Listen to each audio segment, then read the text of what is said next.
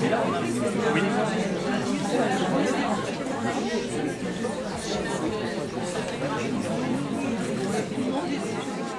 Fourier, bonsoir et bienvenue à la librairie Dialogue. Bonsoir. Vous venez ce soir nous présenter la réédition de votre ouvrage « Je vais tuer mon mari » aux éditions Bartilla. Alors, « Je vais tuer mon mari », c'est un journal écrit par une femme, Anna, dont le sujet, on le voit bien, c'est le couple. C'est un sujet récurrent de vos écrits. Qu'est-ce qui vous fascine dans le couple ? Eh bien, c'est la grande guerre des sexes, si je puis résumer très brièvement. Je n'en reviens pas que nous ayons été créés hommes et femmes. C'est pour moi un étonnement de chaque jour et je trouve que c'est la plus belle chose qui soit. Mon grand bonheur, c'est d'être femme. Et quelquefois, c'est aussi mon grand malheur en face de l'homme. Donc, c'est mon sujet de prédilection et je me rends compte que je suis à l'aise dans ce sujet, que les gens m'aiment dans ce sujet. Voilà. Qui est cette femme ? Est-ce que vous pouvez nous en parler un petit peu ? Alors, Anna, c'est évidemment moi. Sinon, ce ne serait pas intéressant et je n'aurais pas pu écrire. Mais c'est forcément plus que moi, parce que sinon, ce ne serait pas intéressant pour les lecteurs. Donc, Anna, c'est une femme, une celte, à qui j'ai donné le nom d'Anna parce que c'est le nom de la déesse primordiale, de la déesse mère, et que pour un celte, évidemment, Anna ramène à Dana, Diana, Rhiannon, le Don, le Danube, l'Annapurna, c'est-à-dire la source majeure. C'est la femme primordiale.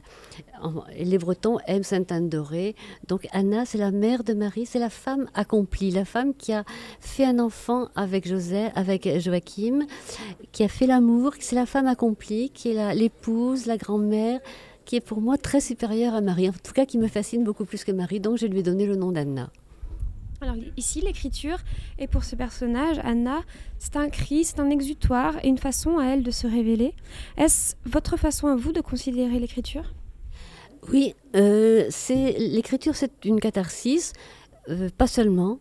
Pour moi c'est aussi un gros travail sur l'écriture elle-même. J'aime la ciselure, j'aime le travail sur les mots et en particulier sur la cadence, sur la musique. J'aime que les mots aient une musique, que les phrases aient une musique. Donc ce livre-là est bâti, c'est un monologue. Et pour que le monologue ait du rythme, il a fallu lui donner un ton incantatoire. C'est une musique, c'est une femme qui chante. C'est un peu le cantique des cantiques, un chant d'amour à contrario pour l'homme. Elle maudit son mari, mais en même temps, elle chante l'amour pour le masculin. En quoi elles peuvent se ramener, on peut la comparer à la Sulamite, au Cantique des Cantiques. C'est un courant de conscience. Ce livre, c'est un monologue bâti sur un courant de conscience avec toutes les contradictions. Un jour on veut ceci, le lendemain on veut cela. Nous sommes tous faits de contradictions, donc Anna les exprime, voilà. Et puis elle laisse parler sa conscience, et puis c'est la complexité mouvante de son inconscient aussi. Comment se fait le passage de « je vais tuer mon mari » à cette introspection qu'elle fait en elle-même et finalement cette quête qu'elle fait d'elle-même ?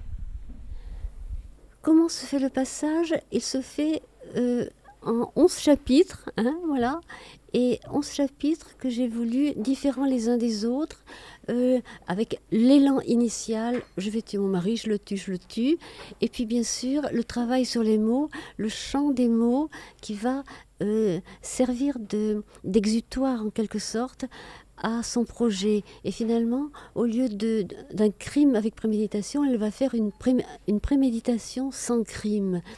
Donc le crime va être consommé mentalement et au fond c'est ce qu'il faut. C'est un peu la leçon du livre. C'est une leçon d'allégresse dans la tristesse.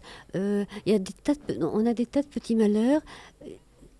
Ça plus ça plus ça, c'est le journal fondé sur l'exaspération. Anna est une femme en proie à l'exaspération, à la folie de l'exaspération due à 1000 petits désagréments quotidiens.